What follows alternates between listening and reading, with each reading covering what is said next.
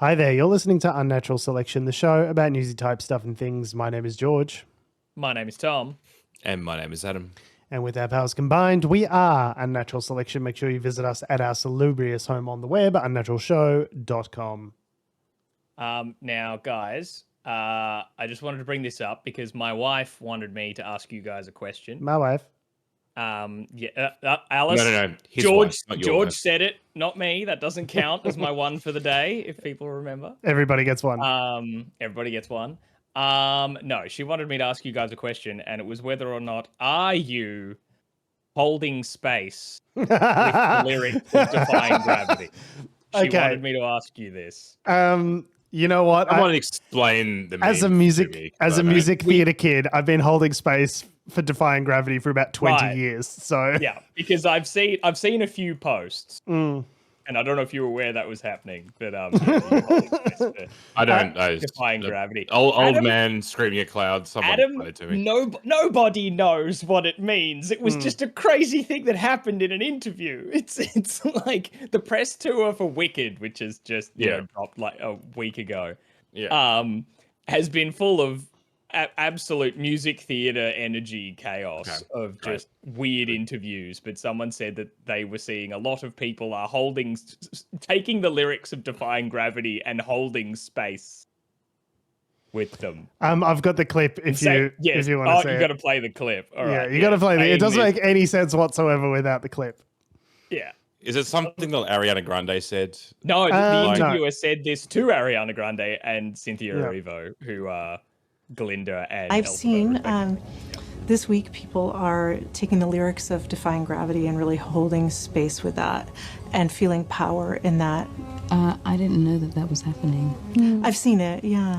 That's really powerful. Mm-hmm. Yeah. That's what I wanted. Mm-hmm. Yeah.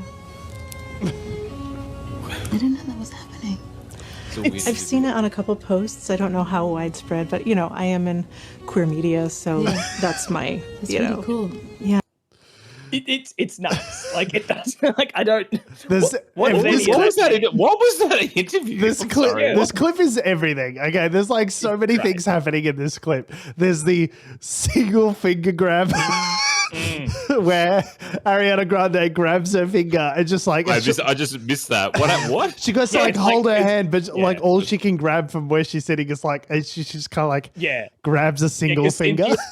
Cynthia seems quite like quite taken and emotionally affected by knowing that in a few posts some people are holding space with the lyrics of Defying Gravity, whatever the fuck that means. Then Ariana Grande reaches to hold her hand but can only really get one. Just kind of like grabs a single finger like a sausage. Long fake nail kind of thing going on. It's bananas. So I guess holding space is like holding mental and spiritual sort of resonance to the lyrics and the way I understood within their frame of reference. Yeah. I don't know. The way I understood it was people must be taking I need to close my eyes and leap. I'm flying high, defying gravity is a way of bigging yourself up and stuff, but it doesn't I don't know. It's when she says that's what I wanted. I'm like, you didn't explain it to me, Cynthia. Write it. You didn't write Defying Gravity. You just performed it in a song in a movie. Now, can I share? I saw Wicked this afternoon. Okay. Yep. And Alice and I went to see. Really enjoyed it. It's too fucking long. Did you hold space? Did you hold space for it? Or? They sure did. Because I was going to say the movie's too long. It's as long as the whole stage show, but it's only Act 1. Oh, sorry. I'm just changing the name of the episode as we speak before I forget to Holding Space because we're not going to beat that. That's obviously going to be. But yeah, it's as long as the whole stage show is, but it's only Act 1. And I feel they've split it in half. There are two movies. The second movie comes out this time next year. Adam, it ends. Everyone knows, guys. Everyone knows the second act of Wicked is the worst act. Yeah, it's the worst act. It's bad. It's really bad. All of the songs are in the first act. I think there's maybe 2 songs in the second act. There's the one she sings with Fierro, and there's obviously the one about 2 friends and. Yeah. Yeah. But anyway, my point is, like, it's too long, and I reckon you could shave 45 minutes off it if they didn't. Like, there are moments in musicals where there's pauses, sort of either where they pause for effect or there's a conversation bit in between, and they just do them longer in the movie. So I reckon you could take 45 minutes off the runtime if you just did it at the normal space. So they literally do hold space within defying gravity by pausing for too long. Adam, they pause and like, is it like an anime where they're just like looking at each other and like not quite. So like your eyes, my eyes, your eyes, my eyes, your eyes, my eyes, defying your eyes, my eyes, your eyes. Yeah, there was a moment watching it because I was going into the cinema expecting, I don't know if you've seen people taking photos during it and all that sort of shit and posting them online where like, fucking cinema etiquette has gone out the window and I hate it. So I was anticipating with people singing in the cinema. Psychotic. I can't imagine. If someone sang in my cinema, I would lose I'd be like, bro, the amount of times I'm allowed out of the house with the baby and you are like, I came here to hear Ariana Grande sing. I did not come here to hear you sing. You do it. Okay, theater kids, just calm down. I was anticipating shit like that, but a moment that I didn't anticipate, and I will allow because it was fucking funny, and I don't think it was intentional. But so we're at defying gravity, right? Like it's the bit. It's like anyone who sees Wicked, this is the moment. This is the coup de grace. It's the amazing moment, and it got to the point where it's right at the start of the song where Elphaba, has that moment of saying like that it's time for me to close my eyes, and she pauses and leap and starts off like the big build up into the song. But they have a longer pause there because of course they do. And so leap. She was there. Yeah. She was there being like, she was like, close my eyes. And then I heard a man a couple of rows back just go, and up it went. And I was like, my guy. Like, I don't know if he chose that point or if it was just, he's bored. He's been here for 2.5 hours, was not vibing with Wicked at all. Yeah, like, that is an absolute token boyfriend who got dragged along to a thing he absolutely did not want to see. Like this is 100%. the scene, my guy. Yeah. Like, of all the times. It's like literally in the scene where, Fredo gets popped. Just being there going, oh, this Godfather's really dragging along. Yeah, oh man, it's so boring. It's like, oh, dude. Anyway, but yeah, it was a good time. Jeff Goldblum. 4 out of 5 stars. Great. Oh yeah, it's really good. Yeah, it's really good. Would you say it's going to be popular? Mm-hmm. Most certainly. Indeed. Theater kid jokes for theater kids. I see now with the two films, Adam. I don't think you understand. They don't just want to make some of the money. They would like to make all of the money. Thank you very much. Yeah. So, but the second act, it's not great. Yeah, it's not a whole lot. I'll be honest. I don't. But it doesn't matter because by the time you've seen the first act, no one. And then you've gone to see the second film. It's too late. They've already got your money. It's too late. They've already pinged you for 2 times. So to be fair, the second act is kind of got with some of the more interesting plot devices, but the music is not as. Yeah. And the second act in the actual stage show is incredibly rushed. Like it's like they spend like an hour and a bit in the first act in the stage show just being like, and now we're at school, and now they're getting older and they're getting feelings towards each other, and now they're discovering that the Nazis are starting to yada yada yada, because that's kind of what it's about. It's basically fascism. It's basically Trump. Yeah. There's like a couple of scenes of goat racism in the movie, and I was a bit like, yeah, maybe I think it needs more of this because this kind of is very important later. But okay. So the second act's all about like rebellion and that kind of thing. So I guess it's probably more interesting from a plot point of view, but there is no music in the second act that is really any good or more goats. You heard it here. You heard it here first. More goat. Yeah, man, I sound like a bit of a goat today. I went to a festival yesterday, so I have a very husky sort of tone today. So yeah, it was fun. Is that you just wanted to let everyone know that you sound? Yeah. Did we both pretend to be younger men again this weekend? You went to a festival. I saw Chisholm on Friday night. Went to a gig. Mm-hmm. I'm not a young man anymore. Although then again, the average age at the TISM gig was 50 because they are from the 80s. You're comparatively young. I vacuumed. Anyway, it's a news and politics podcast. We've got some top story. We only do fun, exciting news on this podcast. Only fun, light, fluffy. Israel and Hezbollah have a ceasefire going at the moment. So we thought we'd bring that up. Well, trending on Twitter. Kind of. In the sense that it's been like that sounds good. Violated like a number of times. You know. Okay, great.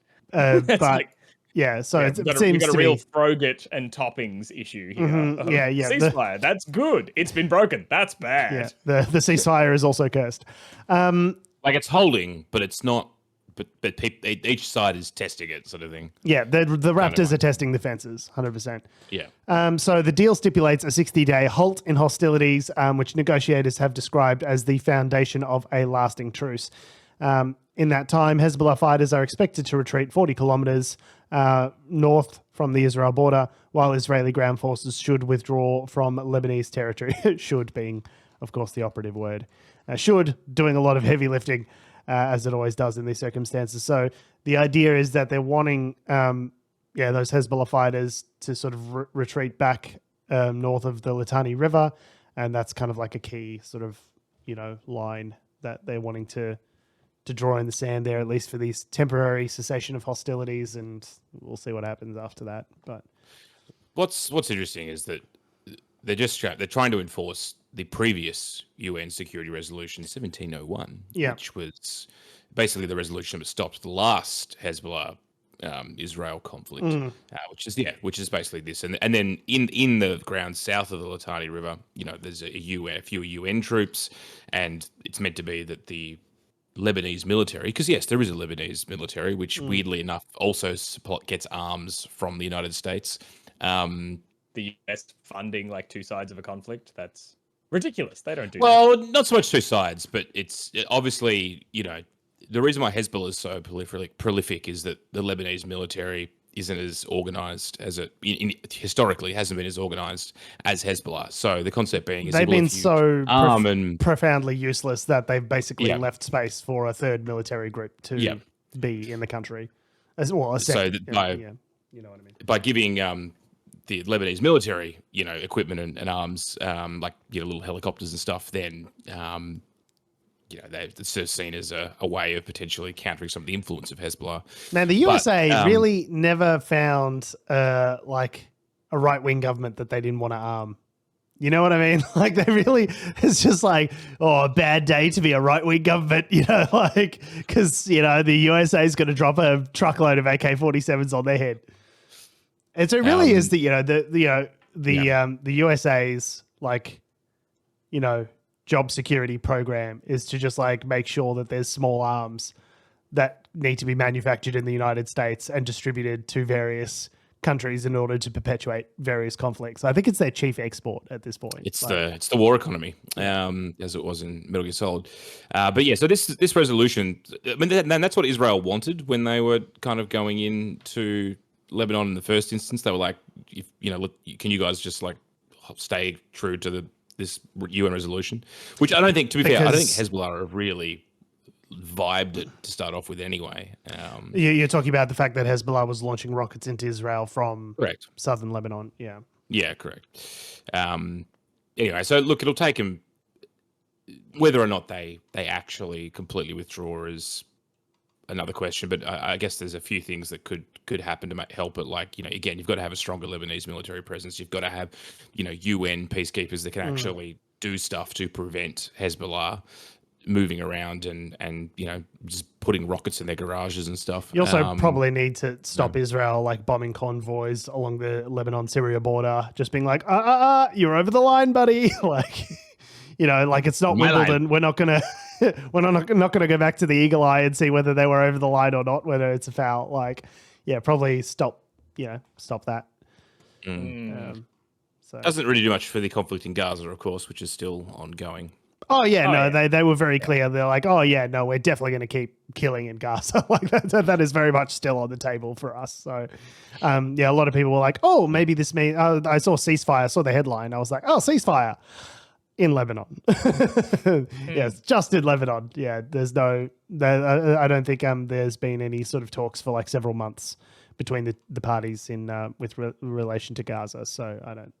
There's no conclusion for that anytime soon. So if you kill the entire leadership base of Hamas, then turns out hard there's to no one to actually negotiate with people anyone. if you keep killing them. Yeah, that is true. That is a good point. It's the same as you can return to your homes, which we have reduced to rubble. But you can return to back there. Yeah. Aren't we nice guys? So is there any other humor to be extracted from this like terrible conflict that we before we move on, or is that it? Yep. I think the joke about the tennis is probably about as good as we're going to get. To be I honest, think I nailed it. I think there's probably about all of the humor that could be extracted from that situation. So, like, well done us. I think. Yeah, great. Speaking of patting ourselves on the back, Labor Party here in Australia is patting themselves on the back in relation to the student debt indexation legislation that they did manage to pass this week. So remember last week that I was talking about it being like, hey, they still haven't passed the indexation legislation.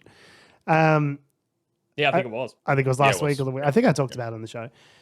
Basically because I was looking at my ATO portal going, where's my indexation money?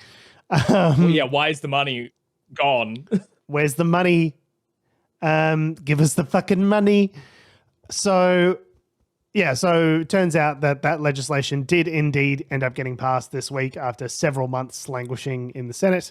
And it's been part of one of the many pieces of legislation that's being jammed through the Senate this week, which, Tom, I know there's been a lot of talk of jamming in the media. There's a lot of jamming. The word jamming and ramming and bamming, just lots of ramming and jamming in the Senate this week.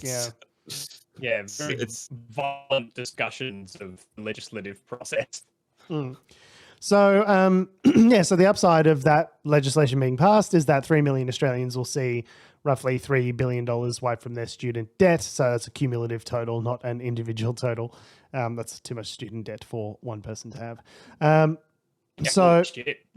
doctorates do you need to get Tom, that kind of student debt? Restart your router, mate. Go away, restart your router, come back. This legislation fixes the way indexation is calculated on student debt and will be backdated to the 1st of June 2023. So 2 full indexation periods have gone by. So there was the one where it was 7.1%, and then the one the year after where it was 4.7%. So they're going to be reduced to 3.2% and 4% respectively. And the idea is for your average HEX debt, someone with around help debt, I should say now, $27,000, it should sort of wipe out roughly $1,200 from your help loans. So that's really positive. As someone who stands to you won't see that till next tax time, right? Well, no. So you should see it as soon as possible. So now that it's been actioned, so they've said the ATO will automatically apply these changes to everyone with a current student loan. This work will happen as soon as possible. For those who have paid off their student loan in the intervening time, you'll then actually get a tax credit. So if you've paid it down proactively, yeah, that's what I mean. Yeah, before now, during that financial year when it happened, then you'll get a tax credit worth that amount. So the idea is it's going to, if you're looking at your ATO legislation. Yeah, sorry, go on. I'll just say, if they just pass the legislation to start off with, now they've just created a whole bunch of extra accounting.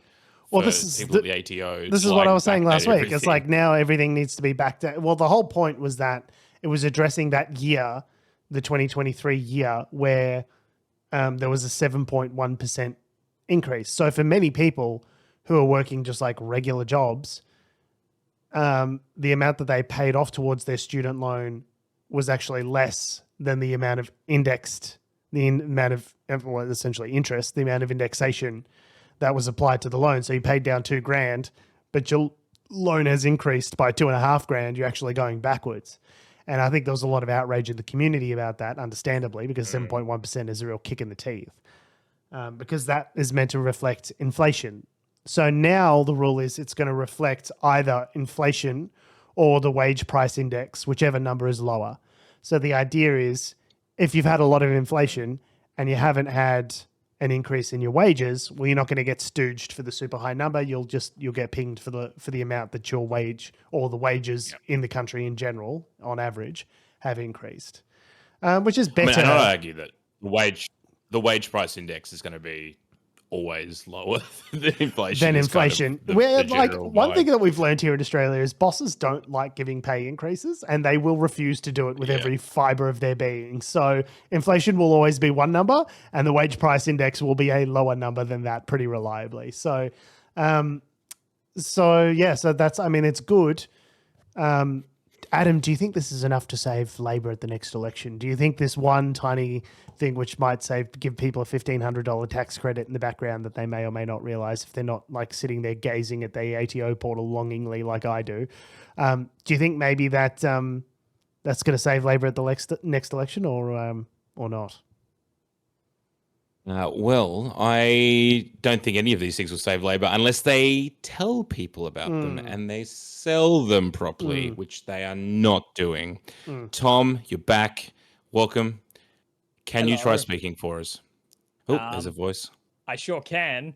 Yeah, I'm back. You're talking about Labor doing a whole bunch of stuff. And it's not going to save them because they just rushed everything through, and all people can talk about is that they got the social media ban thing passed and how it's horseshit and not going to work. But they did clarify. How good at just adding under 6? They did clarify. They did clarify. One of the pull quotes from this. It is interesting that you said, Adam, about them communicating their victories and sort of getting that stuff out there, because the clearest kind of like documentation that I've seen about this story about the indexation has been from the education minister. It's basically a press release on his website which talks about it, which means that a lot of local media hasn't really sort of picked this up at all. So to the extent to which actual Australians with actual help debts actually become aware of this, and want to thank Labor with a vote at the next election, I don't know. I wonder how many people for whom that's like a really an appreciable. I don't think it's an appreciable number, is my point.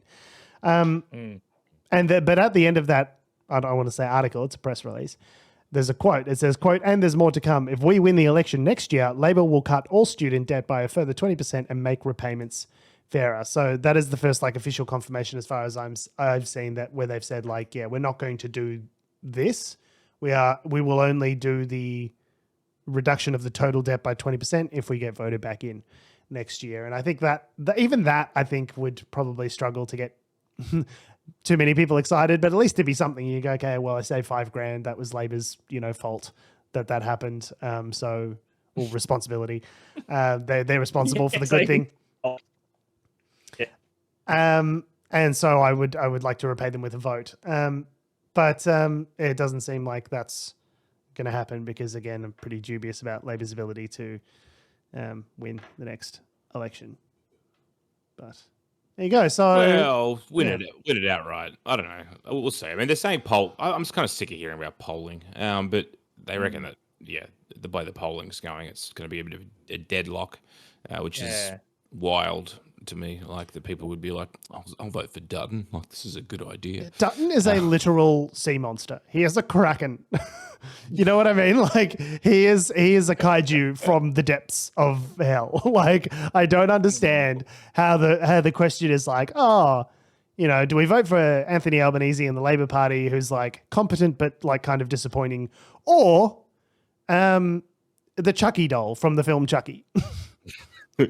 Well, I don't know. It's a bit of a toss-up. I mean, have you seen Chucky? Chucky's quite charming. Yeah, when he's not stabbing. Yeah, that's true. The one thing actually, so Adam, you mentioning like what, hearing about polling and what will the next election be like. Sorry, I'm really terrified. I'm just going to start sounding all packet lossy because I have no idea until you guys yell at me. I'll give you I'll yell at you. Don't worry. I'll give you the finger when you start. Yeah. All right. Okay, perfect. A thing I found interesting reading the other week was that apparently the next election here in Australia is going to be the first one where our age bracket of millennials and like the elder Gen Zs are the dominant voting base. Demographically. That it's demographically, that like the boomers have been dethroned as kind of like the biggest demographic of voting age. Like, so that doesn't automatically make me think we're gonna see a landslide of leftiness, because like look at what happened in America and how many young people were all like Trump. There's shit tons of young people that'll be like Dutton or conservatism. But I think it'll just be an interesting election to watch, just to see how that dynamic changes anything, if anything, like, or are we just gonna do the same old shtick? I don't think that Peter Dutton has. I don't think Peter Dutton has the kind of cult of personality thing that Trump has going in the United States, which may redound to all of our benefits. And truthfully, I don't know that Peter Dutton has much of a personality whatsoever. So, but he does have like the culture war, like angry kind of rhetoric, which gets the right wingers all hard. So who knows exactly how that's going to play out. And I think there's a lot of dissatisfaction, like continuing with that trend that people were talking about with relation to the American election, where every incumbent in the democratic world has had vote share, has lost vote share in this last year. I expect that Labor will see a reduction in their primary vote share. Now, whether that's enough for the Liberals to get ahead, or whether Labor will stick around maybe in a minority government with the Greens, we don't know. But like, it certainly doesn't seem like, even though one election cycle ago, the Liberals were trounced like pretty resoundingly, like from a historic loss with regards to their primary vote share, big swings against them in basically everywhere. Within one election cycle, to be back in contention, especially when you've got, sea monster Peter Dutton heading up the party, is not exactly known as a beacon of charisma. That's pretty astounding to me. So we'll have to wait and see what happens. But if you're hanging out for that extra help debt money, I wouldn't hold your breath. That's all I'd say. So. Friendly Geordie's had a good take on it. He basically just said that we're focusing on the wrong stuff. They're trying to focus on. They're getting drawn into the woke versus not woke argument when they really just need to be like the culture war shit. They just need to stick to things are we're bad. fighting the supermarkets, we're improving people's lives through XYZ. Things are bad when even the social media stuff is like. Things are bad when even Labor stooge. Friendly Geordies is like, oh, they're not really landing the messaging. You know what I mean? Like when even Friendly Geordies is like, Labor, come on, pick up your game. That's how you know you fucked up. It's a very visual meme, so I don't know how can we do like that. That guy's face. We all know the face that I'm thinking of just that the worst guy just made a good point. But there's like a face that is associated with that.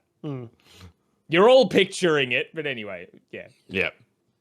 But I don't. The social media thing, it passed, right? It did, So under 16s from 2026 will be banned from social media, but it's up to the social media companies to work out how to verify that age and implement the restriction. Yeah. They have 12 months to come up with a way to enforce that.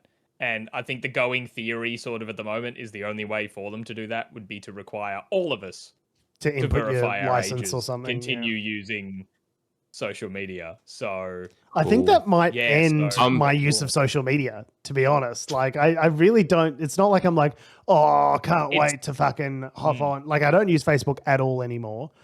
I view on Instagram, but I don't really post on Instagram at all. Like, I don't really post on Twitter. I don't look at Twitter anymore. I'm on Blue Sky.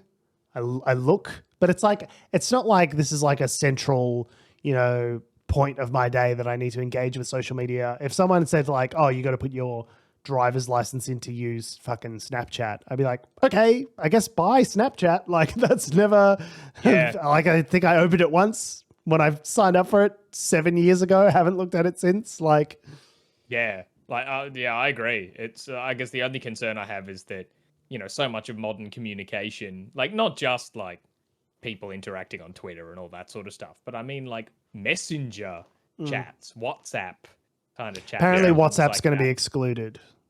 Okay, but they're all like, but if Meta is developing this technology, I don't know, it's sort of like, would they implement it across the board? Or it's like, oh no, only to use Instagram and Facebook, but I don't know. Messenger and WhatsApp don't have to do and it. Like, YouTube? splitting your systems like that.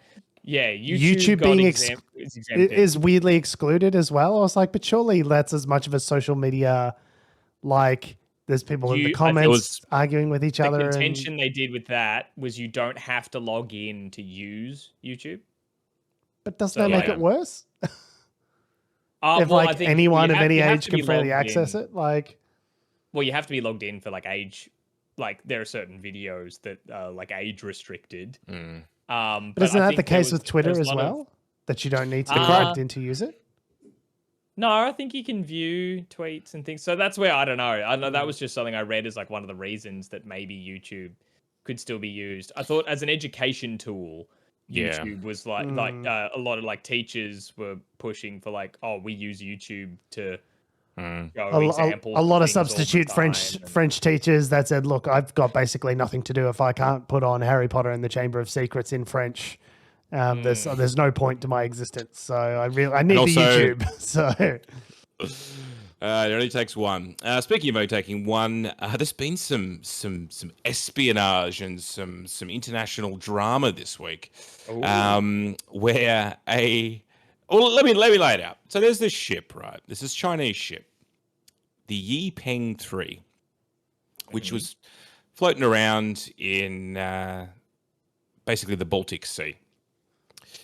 And they've sort of tracked it on like there's different ship tracking apps, like there are flight tracking apps, right, where you can see where ships are going, you can see how fast they're going, what direction they're going in.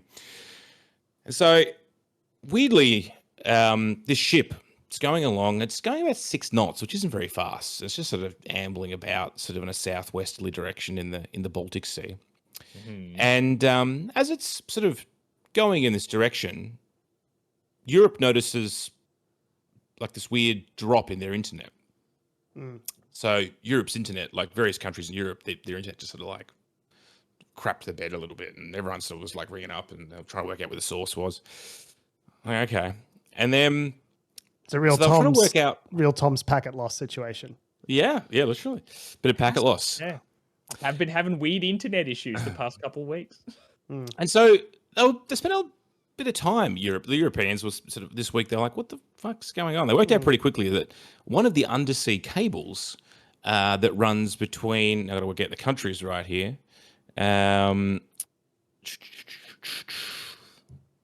runs between, I think, Sweden and it's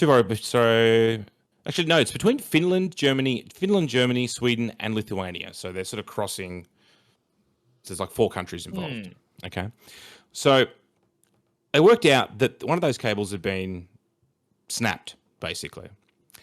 And they worked out that the exact time... Just your daily reminder that the internet literally is just like a bunch of tubes. Connecting the world. Like, it's literally just a whole infrastructure of fiber optic cables connecting computers to other computers. Starlink, it is. We are all wired together, so to speak. And so they realized that the time the internet dropped was about the exact time that the vessel, the Yipeng 3, went across or above where the first cable was. And like, that's a weird coincidence. This ship, the Chinese ship, doing 6 knots in the middle of the Baltic Sea, just sort of happened to go across where the cable broke at exactly the same time as the internet dropping out. Very odd. Anyway, give them the benefit of the doubt, and they're like, hang on, we'll keep going through. And then all of a sudden they realized that a second cable had also been snapped in the middle of the Baltic Sea.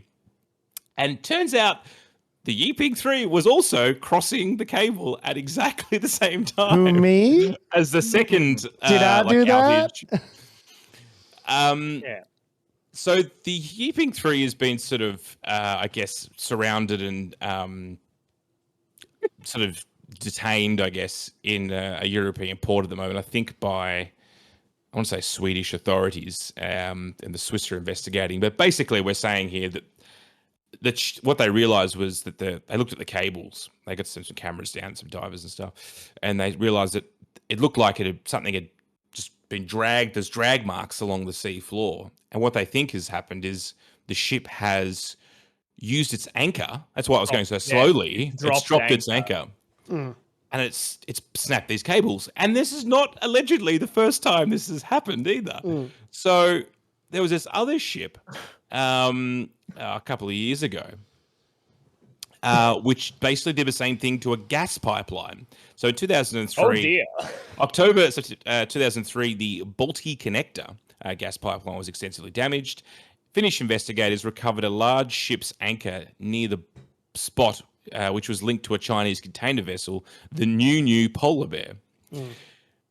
So China's not responded to any of these allegations. Sweden hasn't said a whole lot either. I expect there's a lot of spy shit happening right now. It's like just colloquially, spy shit is happening right now. Tom Clancy's, turned over in his grave and is getting very excited. Spy shit, I think, is the actually the name of that new series with Eddie Redmayne. I could be wrong. Yeah. This is going to just turn into the big marketing PR stunt for Mission Impossible 8, dropping May 2025. Maybe they're trying to kill the super intelligence that's under the sea in the submarine. Yeah. And the way to do that is slice all the fiber optic cables. You got to cut it off. You got to cut it off from the internet. Can't spread. Yeah. The Prime Minister of the Swedish Prime Minister Ulf Kristersson said on Thursday that Swedish authorities were seeking, quote, clarity, unquote, from China about what happened to the 2 fiber optic cables between Finland and Germany and Sweden and Lithuania last week. Quote, I can tell you that we have additionally sent a formal request to work together with Swedish authorities to get clarity about what has happened, he said in a press conference. Quote, we expect China will choose to work together as we have requested, unquote. Ron Howard, they didn't. They did not. Yeah, it's like, we're seeking clarity. I'd love that conversation just to be like, hey, China, Sweden here. The fuck are you cutting our fiber optic cabling that gives us the internet? So again, it sounds like what do we think is happening here? China's just like Raptors testing the fences. Like what do we think? They're just trying to sort of swing their dicks around a little bit and say, look, we could fuck your shit up, sort of thing, or with the unlimited. Well, basically, Finland and Sweden have just, or either have or are in the process of, or just have joined NATO. I can't remember which order it's in. China has an unlimited relationship with Russia. Unlimited friendship. Yeah, so unlimited friendship. So so you reckon there's something there? The Russians are saying, hey, could you do this on our behalf? Like, obviously, the Russians need plausible deniability to not be involved. And say, hey, China, do us a solid, just drag your anchor a couple of 100 miles. And if, a couple of cables get cut, then so be it. We just want to do a bit of a flex. The other option would be that the Russians or some other sort of state actor has paid the Chinese merchantmen, however much to do that. But I would suspect, given the influence of the CCP, that there'd have to be some sort of state involvement at some sort of level. Yeah, China's not a place where people just go rogue a lot. That's not a lot of Ethan Hunt Mission Impossible going rogue happening in the Chinese Communist Party, from what I understand. So it would be very funny if this was just one huge accident. Someone tripped dropped the anchor. It wasn't. If you're a captain of a ship, if you're the captain of a ship, sorry, it's my first day. Just being like, quack. So, sir, we're going 6 knots. By the way, is I don't know, 20 kilometers an hour. It's not very fast. It's your first day. You're like, how fast is this ship meant to go? And you're like, oh, but it's my first day as captain. If I seem like I don't know what I'm doing, there might be a mutiny. I'll be undermined by my crew. You'd be like, nope, full steam ahead and just confidence.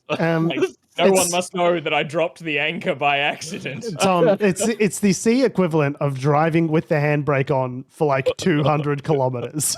Yeah, also they did it for 5 minutes. They did it for hours. We've all done that. I have not driven off with the handbrake on. I'm sorry. Really? You can have it on a little bit. You can put it on 1. I've seen my wife do it, or maybe actually no, maybe it was me back when I was first learning to drive. I might be getting my memories conflated, but I don't think that was a good walk back. Did you see the cognitive journey that I went on there? Came back. No, and maybe it was me who was the piece of shit the whole time, and my wife's fantastic. Yeah. Maybe that's what it is. She's an avid listener of the podcast, so love her. Speaking of avid listeners, Alan Jones had many avid listeners back in the day to his radio broadcast. But how to approach this with the sense of decorum that it deserves. Suck eggs, Alan Jones. He has been charged with a further... Now, I don't know if we talked about this on the podcast last week. We didn't know. So the former Sydney talkback radio star who denies any misconduct, they decided to get that in the headline, The Guardian, in the subline, is now facing 26 charges, including indecent assault and sexual touching. So there's 2 further offences that have been logged from a 9th alleged victim. So there's a number of young men that have lodged accusations against the broadcaster spanning over 2 decades. His lawyer, Chris Murphy, said on Monday that Jones denied any misconduct and would assert his innocence in court. Nothing has been tested. Nothing has been proven, Murphy said, to which everyone said, yet. So you may know that Alan Jones, was arrested and granted conditional bail, scheduled to appear in court in Sydney on the 18th of December. What's that going to do for his Christmas? You know? It's certainly going to make for an awkward Christmas lunch this year, I reckon. In all fairness, I don't know if Alan Jones has... If you weren't already on board with Alan Jones by now in his 80-something year, 83, I think he's got loyalists around him, I guess is what I'm trying to say. Oh, 100%. Is that why do you think it's taken so long for people to actually come forward? And I mean, I think there were quibbles or sort of rumors years ago. I do remember back in the day there being some rumors about him allegedly having groped some young man in his employ, and it was a story for a minute, and then it just kind of went away. It was just kind of oh, that's just a disgruntled former staffer who wants to, besmirch my good name, kind of thing. And he was also in such a point of influence with his position in the media that I think that the story got quashed fairly quickly. Now he's kind of past it. He doesn't have his radio show. Does he even have that column anymore? I'm not sure. I don't know. Not sure. He is either semi-retired or fully retired. He's no longer at the height of his powers, right? So I think a lot of people are probably feeling emboldened to come forward with their stories, given that he's not a person of immense, power and privilege that could, drag them through the mud on a national scale. People are feeling, that they can come forward. Yeah. Which is obviously a good thing if those allegations are true. But we would hasten to mention that Alan Jones, obviously a very litigious gentleman that we've proven over the years, and we would like to mention again, just to sprinkle a little bit of allegedly over all of this, and he denies all the charges. So Stock Bay, just sprinkle that just shit. Sprinkle a bit of allegedly on it, and it should be allegedly on it. Allegedly. New South Wales Police Commissioner Karen Webb told reporters on Monday that Jones's arrest was the result of a long, thorough, protracted investigation, and police had anticipated more people could come forward. Quote, "There's no such thing as a matter that's too old to be investigated," she said. So, yeah. I guess statute of limitations are a thing, so that's not quite... I don't know. Yeah, that's sort of a thing. If there's no such thing as a matter too old to be investigated, it's kinda.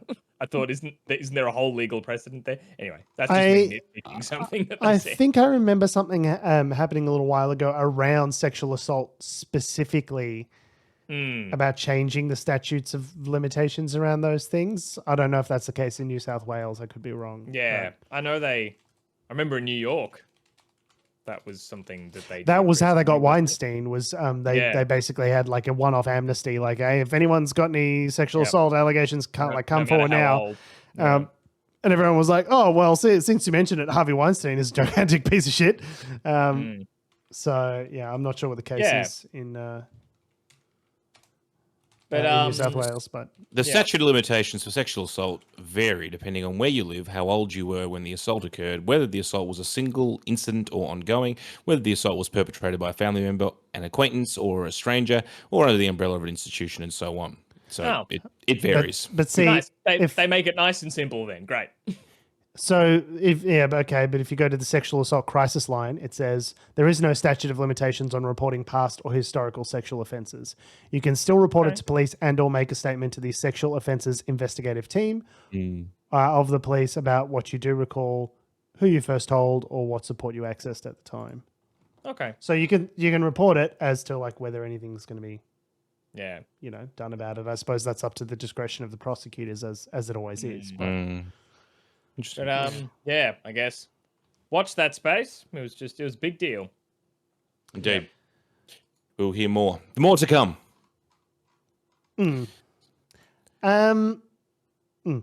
Lidia Thorpe has been suspended from the Senate for the remainder of this week. So for those who don't know, there was so it started with Pauline Hanson, as most terrible things do. So Pauline Hanson, Wednesday morning this week, brought a motion in the Senate which sought to question Fatima Payman's eligibility to sit in the Senate. And this was, at the center of a sort of controversy this week. So Fatima Payman, as those keen-eared listeners of the show may remember, Fatima Payman broke with the Labor Party with regard to their Gaza policy and took a conscience vote on, I think it was a symbolic measure to recognize Palestinian statehood in the Australian Senate. Obviously wouldn't change anything on it from a global, multilateral perspective, but was, a symbolic show of support for the people in Gaza based on what they're going through at the moment. And the Labor Party said, no, we've got very strict rules about, people in our party being able to vote their conscience. In this party, we have no conscience. And so basically they cautioned her, and there was a big furor about it. And she basically said, well, stuff this, I'm going to resign. So she's still sitting in the Senate as an independent, and so no longer affiliated with the Labor Party. Now, Senator Hanson, Pauline Hanson, is a big piece of shit. And on Wednesday, she put forward this motion which sought to question her eligibility to sit in the Senate, which relates to Section 44 of the Constitution. Now, if anyone's old enough... Our old favourite. Section 44. Section 44, my old friend. Section 44 of the Constitution, there was a big furor a couple of years ago in Australian politics. If you're old enough to remember this, write us in unnaturalselectionshow@gmail.com, titling your email, I am an elder millennial, and I also remember the Section 44 fiasco. That long ago. It was two election cycles, wasn't it? It was a couple election cycles ago. Yeah. So we're old, Tom. We are elder millennials. This is how it works. So Section 44 was basically a section of the Constitution which said anyone who's got foreign citizenship is not allowed to sit in Australia's parliament. You have to be an Australian citizen and an Australian citizen only. And I guess no one had ever read the Constitution, so we all woke up one day and everyone was pointing fingers at each other going, oh, buddy, you're a foreign citizen and you've got like a passport that your mum got you for Italy. And all these people were just like pointing at it. And if I recall correctly, wasn't Barnaby Joyce caught up in it as well? Barnaby Joyce was one. Like some of the people that were like pointing the finger at other people, calling them irresponsible for not having this sorted out, also ended up getting caught up in it. So because he's originally from New Zealand or something, is he? Yeah, I think it was New Zealand. I remember Malcolm Roberts got done because I think he was born in India. It was just crazy how many people suddenly were like, oh, fuck, I forgot. Yeah. I forgot I'm also Italian. Shit. You mean Malcolm Roberts, the living soul? The one true. Yeah. The one true living soul. So this was a whole, and this lasted, as I recall, for like weeks or months. Basically, people just like discovering they were foreign in the midst of just like clutching their chest and waking up. waking up in the middle of the night, just remembering, oh, fuck, that one time we went to the Italian consulate and I got a passport by accident. Oh, fuck. Yeah. And you'd think it was resolved and you'd be like, oh, it's all settled down now. And then you'd be like, oh, and there's another one. And there's another one.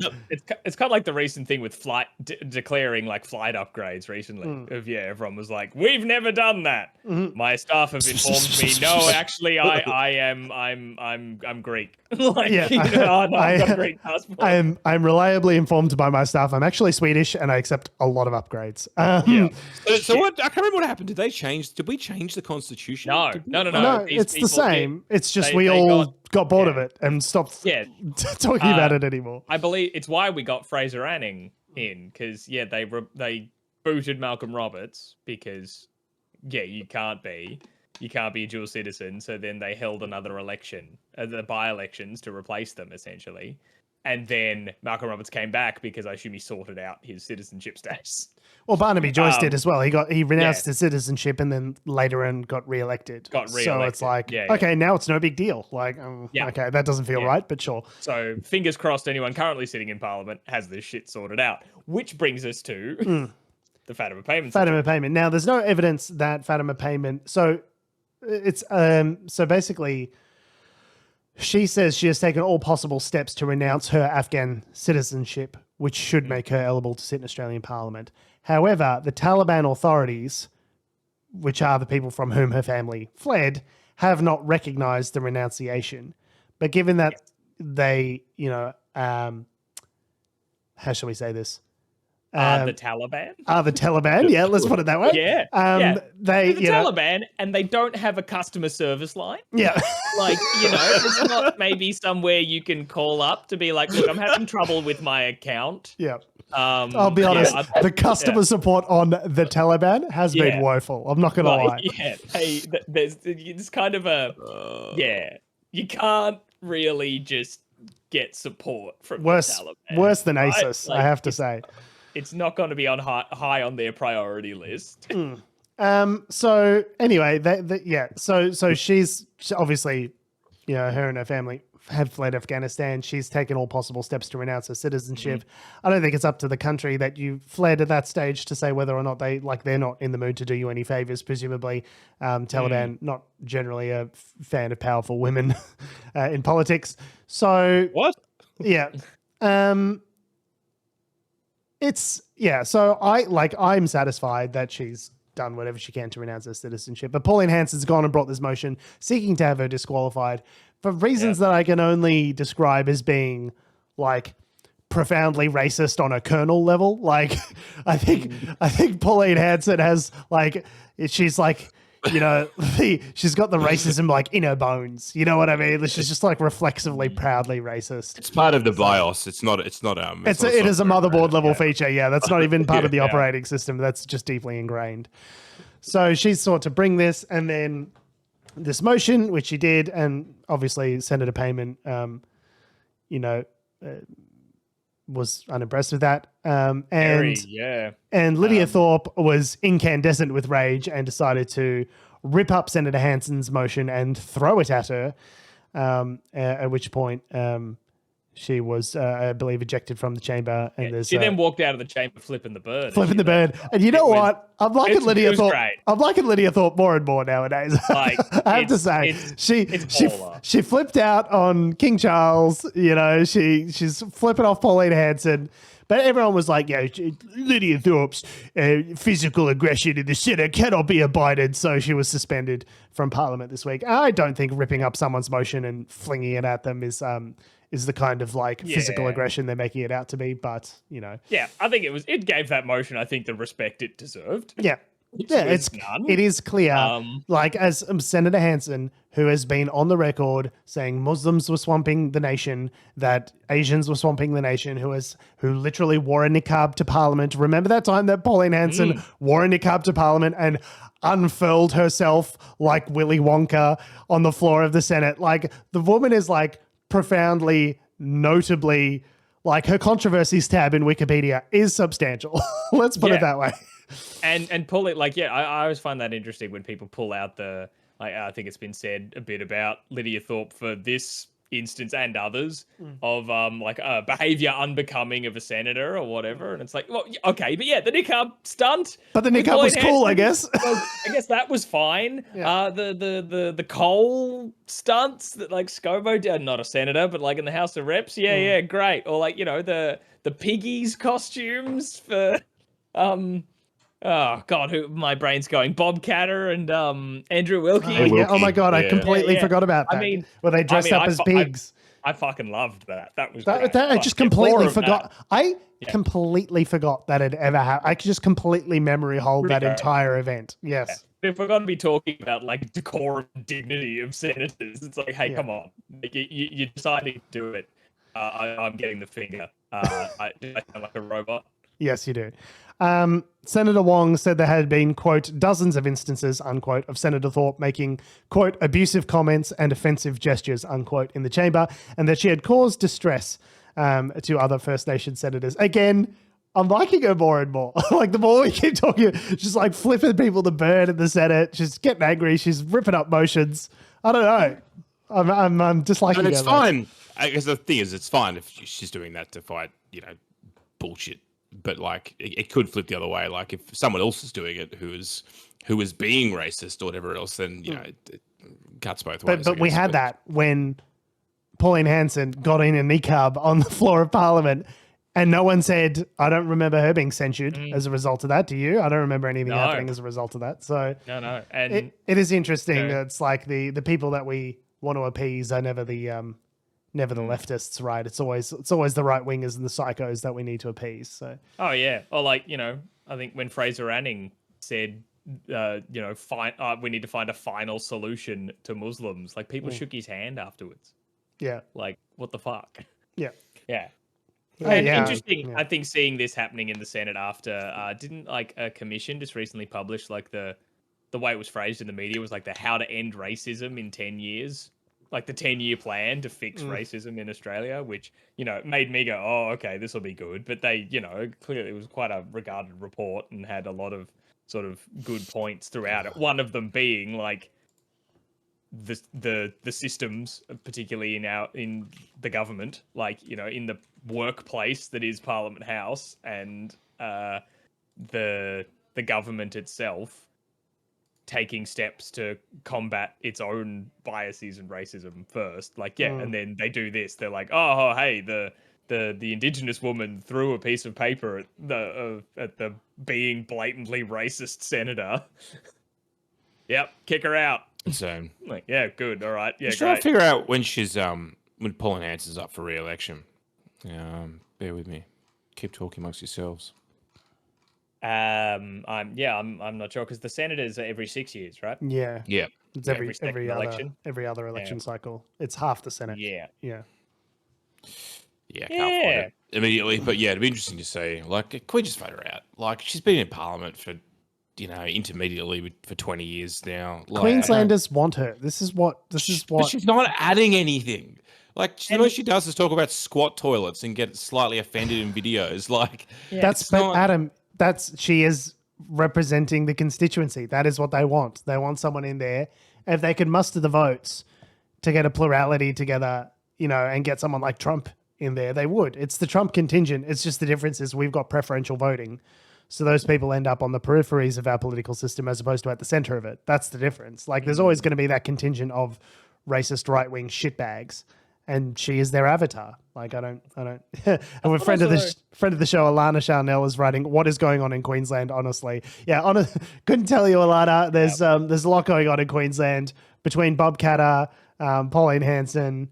There's a lot of fun stuff happening in Bob Queensland. Catter at least just seems he's good value sometimes. Piggy stunt when he dressed as the Grim Reaper to Parliament once. I forget why, but I just remember the picture. Yeah, and of course, you know, 1,000 blossoms bloom. Let 1,000 blossoms bloom, but I'm not going to waste any time on it. Yeah, like sensational. So, like, you know, well, that was the Queensland election recently, wasn't there? Yeah, and I thought One Nation, Pauline Hanson's One Nation, got no seats.